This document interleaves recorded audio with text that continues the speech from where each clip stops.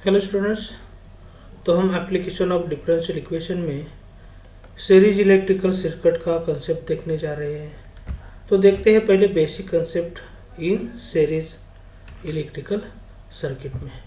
तो ये जो आप देख रहे हैं सिर्फ स्क्रीन पे, टी टाइम के लिए, स्मॉल और capital Q charge of conductor के लिए, करंट के लिए, रेजिस्टेंस, कैपेसिटर, इंडक्टर, वोल्टेज के लिए ये सिंबल हम यूज़ कर रहे हैं। फिर आई जो होता है वो rate of change of charge with respect to time होता है, तो आई की value D Q by D T लेते हैं। और जब I is equal to D Q by D T है तो ये क्यू की वैल्यू जब हम वेरिएबल सेपरेबल फॉर्म में कंसेप्ट करेंगे तो Q is equal to integration of I of T D T ऐसे हो जाएगा। फिर ओम्स लॉ देखेंगे तो वोल्टेज अक्रॉस रेजिस्टेंस आर जो है तो V is equal to I R होता है। Voltage across capacitor C Q by C होता है। Voltage across inductor L into D I by D T होता है। फिर किरचॉफ्स लॉ हम सिंपल में आपको समझाएंगे। एल लूप है तो V1 V2 V3 up to Vn loop का जो वोल्टेज है वो किसके बराबर होगा, टोटल वोल्टेज के बराबर होगा। फिर जब आप ये V is equal to I R लिखते हैं तो यह V1 is equal to I R, लेकिन आई की जो वैल्यू है आप यह देख सकते हैं, आई की वैल्यू हम D Q by D T ले सकते हैं। तो ये हम R into D Q by D T भी ऐसे भी लिखने वाले हैं। फिर ये जो V2 है, V2 is equal to Q by C, लेकिन क्यू की वैल्यू आप यहाँ देख सकते हैं I of T D T है, तो ये V2 हम ऐसे भी लिख सकते हैं। और ये V3 जो है L into D I by D T है, लेकिन आई की जो वैल्यू है वो आई की वैल्यू आप यहाँ देख सकते हैं D Q by D T है, तो यहाँ हम क्या कर सकते हैं L into D by D T of D Q by D T जो है वो L into D two Q by D T square ऐसा हो जाएगा। तो ये बेसिक कंसेप्ट देखने के बाद हम अब यहाँ एक सब्जेक्टिव क्वेश्चन देखने वाले हैं, लेकिन उससे इम्पोर्टेंट ये है उस सब्जेक्टिव एग्जाम्पल के रिलेटेड कैसे मैं 5 या 6 ऑब्जेक्टिव बना सकता हूँ एक ही सब्जेक्टिव एग्जाम्पल के रिलेटेड, वो हम आपको बताएंगे। तो आपको सब्जेक्टिव एग्जाम के लिए तैयारी करेंगे और उसी तरह आप ऑब्जेक्टिव के लिए कैसे तैयारी कर सकते हैं आपको समझ में आएगा। इससे पहले जो इलेक्ट्रिकल सीरीज सर्किट का कंसेप्ट है वो लीनियर डिफरेंशियल इक्वेशन के related means linear differential equation में ही आता है जनरली। तो हम पहले लीनियर डिफरेंशियल इक्वेशन का कंसेप्ट जो है D Y by D X plus P into Y is equal to Q होता है, तो इंटीग्रेटिंग फैक्टर और ये जो सॉल्यूशन है ये आप देख सकते हैं। प्रीवियस कुछ लेक्चर में ये कंसेप्ट तो हमने ऑलरेडी डिस्कस किया हुआ है। फिर आज जो लेक्चर में हम कंसेप्ट लेने वाले हैं वो आरएल सीरीज सर्किट का कंसेप्ट है। तो देखते हैं क्या है आरएल सीरीज सर्किट। तो आरएल सीरीज सर्किट में voltage according to Kirchhoff's voltage law जो है तो voltage across R plus voltage across L is equal to total voltage हो जाएगा, लेकिन वोल्टेज अक्रॉस आर जो है वो आर इंटू आई होता है और वोल्टेज अक्रॉस एल ये L into D I by D T is equal to total voltage के लिए हम ई ले रहे हैं। तो ये आपका differential equation in RL series circuit हो जाएगा। Otherwise divide through out by L करेंगे तो ये इसी तरह differential equation in RL series circuit हो जाएगा। और यही डिफरेंशियल इक्वेशन जो है वो लीनियर डिफरेंशियल इक्वेशन इन आई है।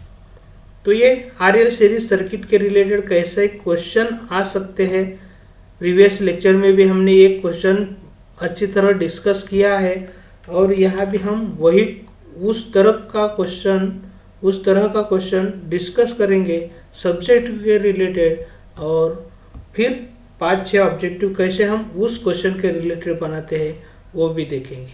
तो क्वेश्चन आपके सामने है, a resistance of 50 ohms and inductance of 2 henry connected in a series with a battery of 10 volts, then find the current in terms of time. तो ये सॉल्यूशन के लिए हमें पहले क्या करना पड़ेगा, इस सॉल्यूशन के रिलेटेड ये जो आरएल सीरीज सर्किट है, आरएल सीरीज सर्किट मुझे पहले लिखना पड़ेगा। तो आपको मालूम ही है, अभी अभी हमने देखा है आरएल सीरीज सर्किट में कि आरएल सीरीज सर्किट का जो डिफरेंशियल इक्वेशन क्या होता है वो हम देखेंगे। तो हम यहाँ जो कंसेप्ट अभी आपके स्क्रीन पे ही है, तो सॉल्यूशन में क्या करेंगे, इन आरएल सीरीज सर्किट सब्जेक्ट के लिए ट्राई कर रहे हैं हम। तो आरएल सीरीज सर्किट के लिए हम ये पूरा सॉल्यूशन के पार्ट में ही लिखेंगे। तो यहाँ आप देख सकते हैं, आपको डिटेल में सॉल्यूशन लिखना पड़ता है। तो सब्जेक्ट के लिए हम ये कैसा सॉल्यूशन लिखते हैं आप यहाँ देख सकते हैं। तो ये RS voltage draw current is L into D I by D T plus R into I is equal to E हो जाएगा, डिवाइडेड बाई एल करेंगे तो इसी तरह हो जाएगा। लेकिन आप यहाँ देख सकते हैं आपके पास जो कंपोनेंट दिया है, तो कंपोनेंट की वैल्यू जो है वो कंपोनेंट की वैल्यू भी हमें यहाँ देखनी पड़ेगी। तो हम पहले ये सॉल्यूशन में क्या करेंगे, जो गिवन पार्ट जो होगा इसका गिवन पार्ट जो रेजिस्टेंस आर है वो क्या हो जाएगा 50 ओहम्स हो जाएगा। फिर दिया है इंडक्टेंस, उसका सिंबल है एल, वो क्या हो जाएगा 2 हेनरीज हो जाएगा। और वोल्टेज के लिए हम क्या लेते हैं, सिंबल ई लेते हैं। तो ई की वैल्यू क्या है 10 वोल्ट है। तो ये जो है ये कंसेप्ट आपके पास सब्जेक्ट के लिए देखने के बाद इसी तरह आपको लिखना है। फिर वोल्टेज लॉ देखेंगे तो इसी तरह ये हो जाएगा। अब ये जनरल डिफरेंशियल इक्वेशन है, लेकिन इसमें हम क्या कर सकते हैं, आर की जो वैल्यू है आप यहाँ देख सकते हैं, आर की वैल्यू 50 है, एल की वैल्यू 2 है और ई की वैल्यू 10 है। तो यहाँ आर की वैल्यू 50 पुट करने के बाद एल की वैल्यू हमें क्या पुट करना है 2, ई की वैल्यू क्या पुट करना है 10, फिर एल की वैल्यू जो है वो क्या पुट करनी है 2। तो ये क्या हो जाएगा, डिफरेंशियल इक्वेशन जो है वो 50/2 हो जाएगा 25 और ये होने वाला है 5। लेकिन जब आप ये डिफरेंशियल इक्वेशन देखेंगे तो ये डिफरेंशियल इक्वेशन क्या है, लीनियर डिफरेंशियल इक्वेशन इन आई है। तो इसके रिलेटेड हमें क्या करना पड़ेगा, सॉल्यूशन के लिए जाना है। तो देखते हैं कैसे इसके रिलेटेड हमें सॉल्यूशन फाइंड आउट करना है और कितने सिंपल तरीके से हम क्या कर सकते हैं, ये जो सॉल्यूशन है वो सॉल्यूशन भी फाइंड आउट कर सकते हैं। तो यहाँ जो लीनियर डिफरेंशियल इक्वेशन है इसका comparison standard linear differential equation के साथ करेंगे। तो स्टैंडर्ड लीनियर डिफरेंशियल इक्वेशन के साथ कंपेयर करने के बाद पी की वैल्यू हमें 25 मिलेगी, क्यू की वैल्यू जो है वो 5 मिलेगी। फिर उसके बाद हमें इंटीग्रेटिंग फैक्टर फाइंड आउट करना पड़ेगा। तो ये जो इंटीग्रेटिंग फैक्टर का फॉर्मूला है वो क्या होता है, e to the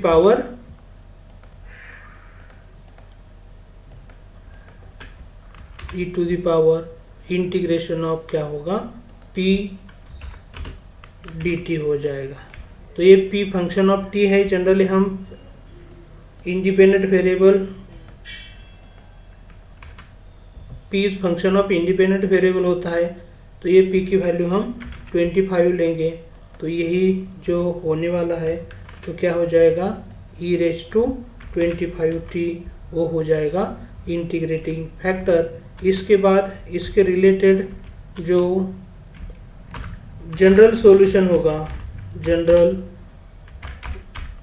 solution of the differential equation, तो इसका जनरल सॉल्यूशन में हम क्या करने वाले हैं, यहाँ जनरली जनरल सॉल्यूशन में क्या होता है, जो डिपेंडेंट वेरिएबल होता है, डिपेंडेंट वेरिएबल यहाँ क्या है i है।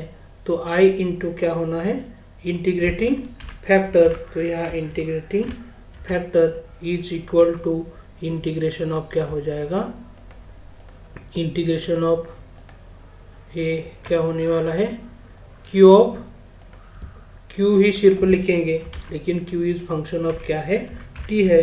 तो ये क्या हो जाएगा q इंटू इंटीग्रेटिंग फैक्टर और उसका जो इंटीग्रेशन है विथ रिस्पेक्ट टू t लेना है। तो इसी तरह हमें क्या करना पड़ेगा, ये जो जनरल सॉल्यूशन का है। अब ये जो कंसेप्ट आप देख रहे हैं वो लीनियर डिफरेंशियल इक्वेशन का जनरल सॉल्यूशन का, ये भी आपके लिए ऑब्जेक्टिव के लिए स्टैंडर्ड जो जनरल सॉल्यूशन है वो क्या हो सकता है, ये पूछा जा सकता है। तो ये आपको अच्छी तरह देखना है ताकि आपके ऑब्जेक्टिव एग्जाम्पल के लिए ये अच्छी तरह आपको देखना चाहिए।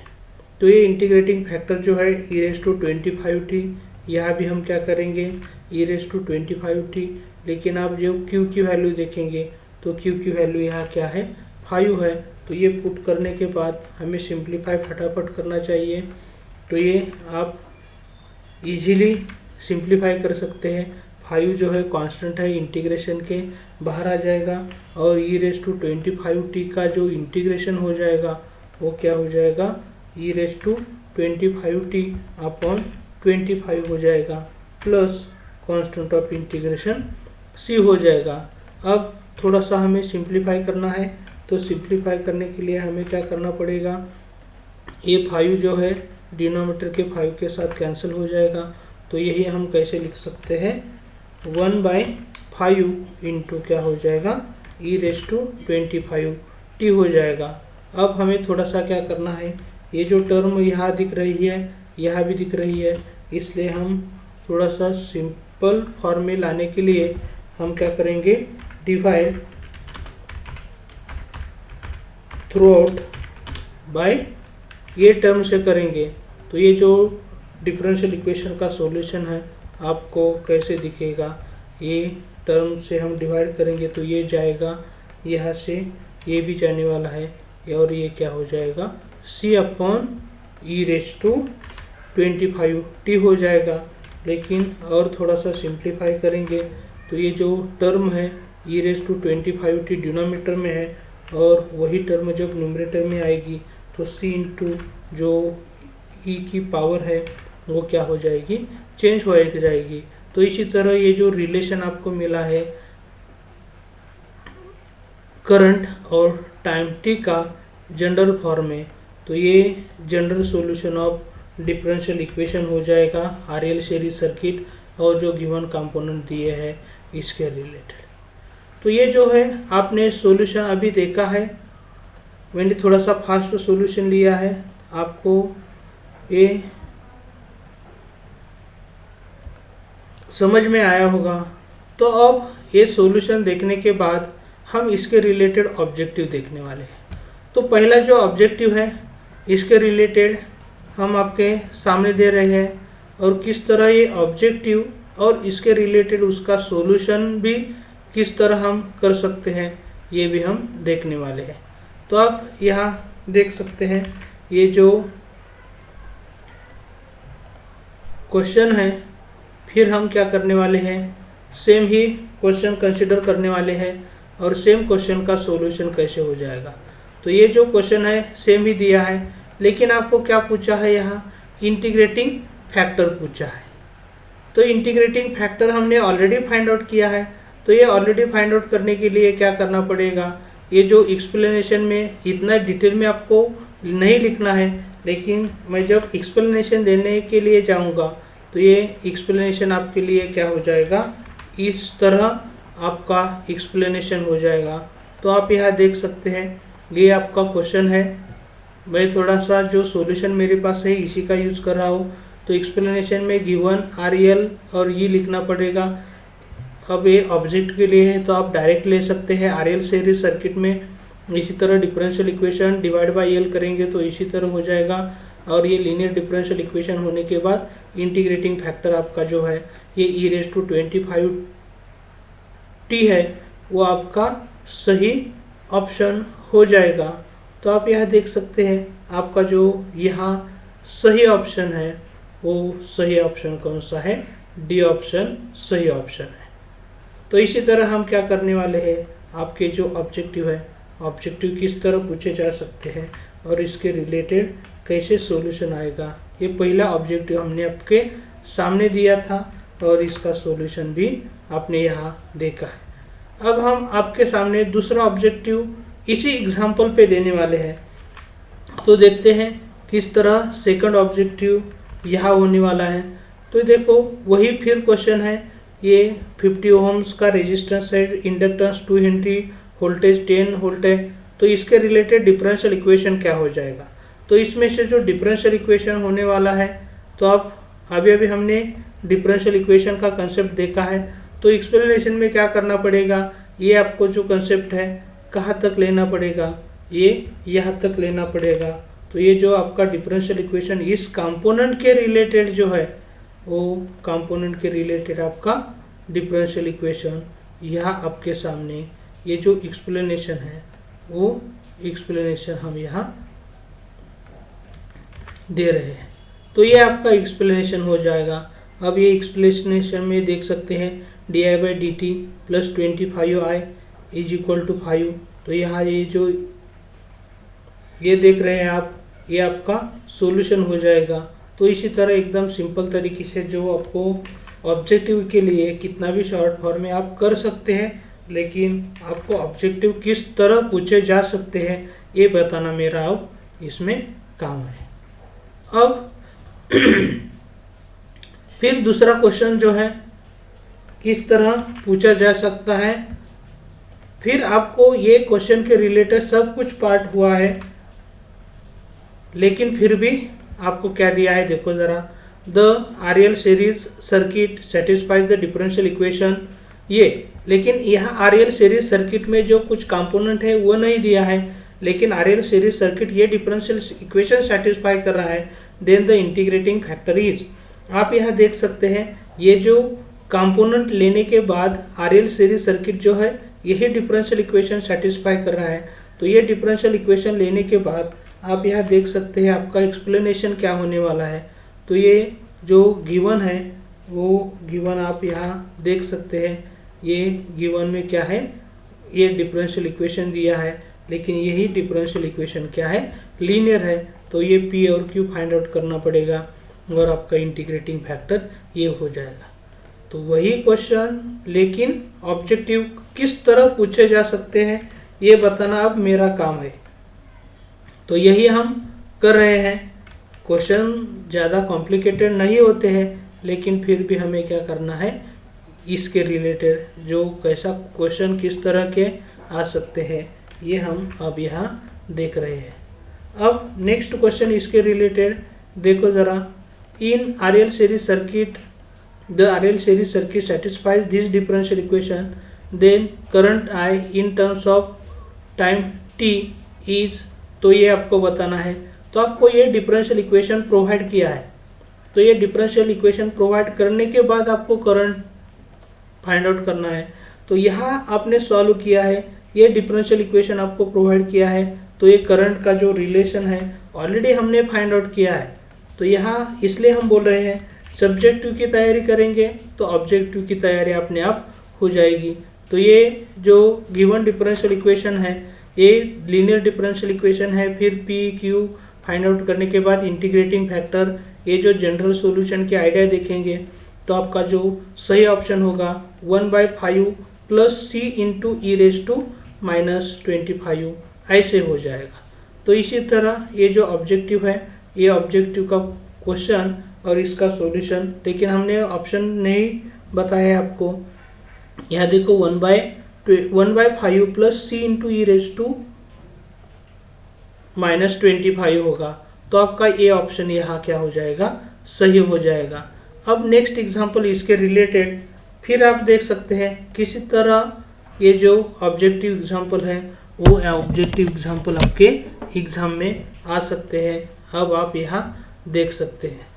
अब जो नेक्स्ट क्वेश्चन हम देखने वाले हैं, ये जो प्रीवियस क्वेश्चन था वो जनरल सॉल्यूशन के रिलेटेड था, लेकिन अब यहाँ जो सॉल्यूशन हम देखने वाले हैं वो सॉल्यूशन यहाँ क्वेश्चन में जनरल सॉल्यूशन के बजाय पर्टिकुलर सॉल्यूशन। अब आप यहाँ देख सकते हैं the RL series circuit satisfy this differential equation, लेकिन यहाँ कंडीशन आपको प्रोवाइड की है I of 0 is equal to 0, means current 0 है जब टाइम 0 है तब। तो हमें करंट और टाइम का जो फंक्शन है या रिलेशन है वो इनमें से कौन सा है ये आपको बताना है।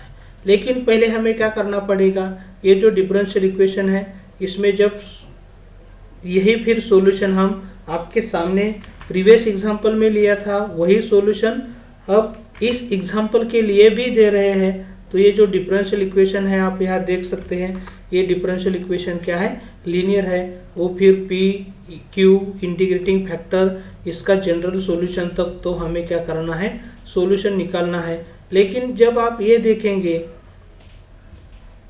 तो यहाँ हम क्या कहने वाले हैं, गिवन कंडीशन इज, तो यहाँ जो गिवन कंडीशन है वो गिवन कंडीशन हम यहाँ देख सकते हैं।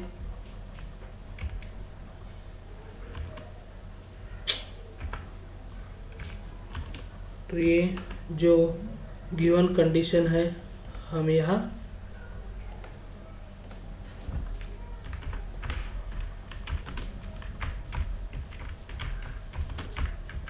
गिवन कंडीशन ये दिया है। अब इसका मतलब क्या है, तो ये जो है आई की वैल्यू क्या होगी यहाँ 0 when time t equal to 0।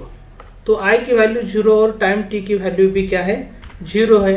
तो यहाँ कहाँ यूज़ करनी है, ये आप डिफरेंशियल इक्वेशन का सॉल्यूशन देख रहे हैं, यहाँ मुझे ये वैल्यू जो है वो ये वैल्यू पुट करनी है। तो यहाँ हम आई की वैल्यू 0 ले रहे हैं, टी की जो वैल्यू है वो भी टी की वैल्यू क्या ले रहे हैं 0 ही ले रहे हैं, लेकिन 25 इंटू 0 है। तो ये सिंप्लीफाई करेंगे, तो सिंप्लीफाई करने के बाद आपको ये तो वैल्यू 1 हो जाएगी। तो ये c इज इक्वल टू जब हम करेंगे तो यहाँ c की जो वैल्यू है यह आपको c की वैल्यू क्या मिलेगी -1/5 मिलेगी। अब ये c की जो वैल्यू है फिर हम कहाँ पुट करेंगे, यहाँ जो जनरल सॉल्यूशन है जनरल सॉल्यूशन में यहाँ पुट करेंगे। तो c की वैल्यू आप यहाँ देख सकते हैं -1/5 है, तो यहाँ c की वैल्यू -1/5 पुट करेंगे। तो इसी तरह हमें क्या मिलेगा, सॉल्यूशन मिलेगा i और t में, लेकिन यहाँ हम 1/5 कांस्टेंट कॉमन ले सकते हैं और कॉमन लेने के बाद आपका जो सॉल्यूशन हो जाएगा, सॉल्यूशन क्या मिलने वाला है, इसी तरह आपका सॉल्यूशन मिलने वाला है। तो आप यहाँ जो ऑब्जेक्टिव दिया था, ऑब्जेक्टिव का सॉल्यूशन आप देख सकते हैं 1/5 into 1 minus E raise to -25t।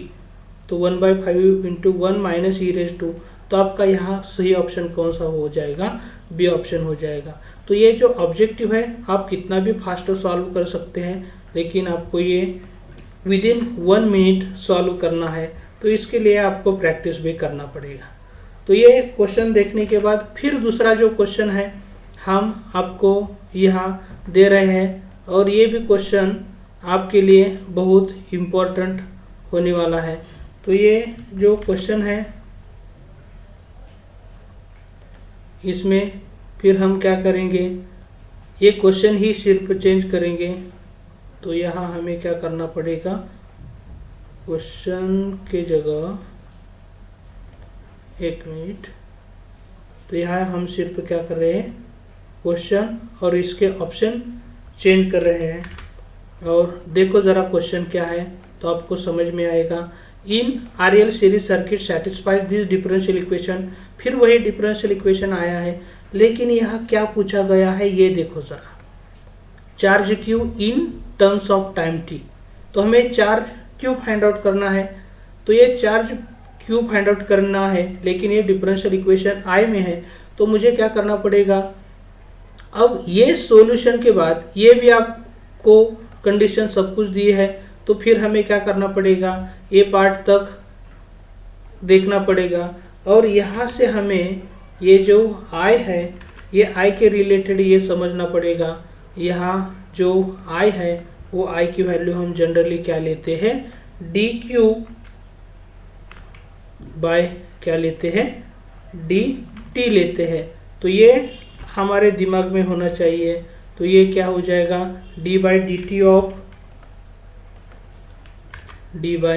T of जब ये पार्ट करेंगे तो ये पार्ट में से क्या हो जाएगा 1/5 डी बाई डी टी के बाहर ही आ जाएगा, और जो नेक्स्ट पार्ट है उसका क्या होने वाला है, derivative with respect to T होने वाला है। तो यहाँ इसका डेरिवेटिव ऑफ यहाँ I is equal to D Q by D T होने वाला है, लेकिन थोड़ा सा हमने गलत कर दिया है। तो इसका यूज़ करके हम क्या कर सकते हैं, क्यू की वैल्यू फाइंड आउट करनी है। तो ये जो क्यू है वो क्यू की वैल्यू क्या हो जाएगी, integration of I D T हो जाएगी। तो यहाँ हमें क्या करना पड़ेगा, क्यू की वैल्यू फाइंड आउट करने के लिए ये जो आई है इसका इंटीग्रेशन लेना पड़ेगा। लेकिन आई में क्या करेंगे, हम 1/5 कांस्टेंट आउटसाइड में ले रहे हैं और ये जो पार्ट है इसका integration with respect to T लेने वाले हैं। तो अब यहाँ इसका इंटीग्रेशन लेना है, तो इसका इंटीग्रेशन लेने के बाद आपको पता चल जाएगा, ये टर्म हम ब्रैकेट के बाहर लेते हैं और ब्रैकेट के बाहर लेने के बाद 1 का इंटीग्रेशन हो जाएगा टी, और ये जो पार्ट है इस पार्ट का इंटीग्रेशन क्या होने वाला है, e−25t अपॉन -25 हो जाएगा। और ये थोड़ा सा सिंप्लीफाई करेंगे तो सिंप्लीफाई करने के बाद ये माइनस माइनस प्लस हो जाएगा। और थोड़ा सा जब ये सिंप्लीफाई करेंगे तो ये 5 और यहाँ का एलसीएम लेंगे तो यहाँ क्या होने वाला है, 25t होने वाला है एलसीएम लेने के बाद। लेकिन ये जो टर्म है वो टर्म कहाँ जाने वाली है, यहाँ न्यूमरेटर में जाने वाली है।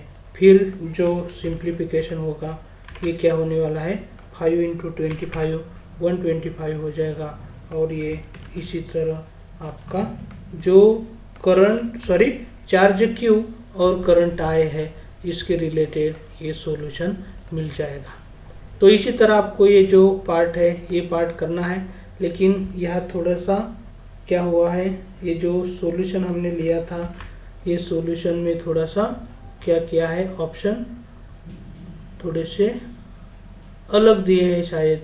तो यहाँ क्या करने पड़ेंगे, ये जो ऑप्शन है इसमें से कोई भी सही ऑप्शन नहीं है, क्योंकि ये प्रीवियस जो I और T में दिया था इसका ही ऑप्शन यहाँ एज इट इज आए हैं।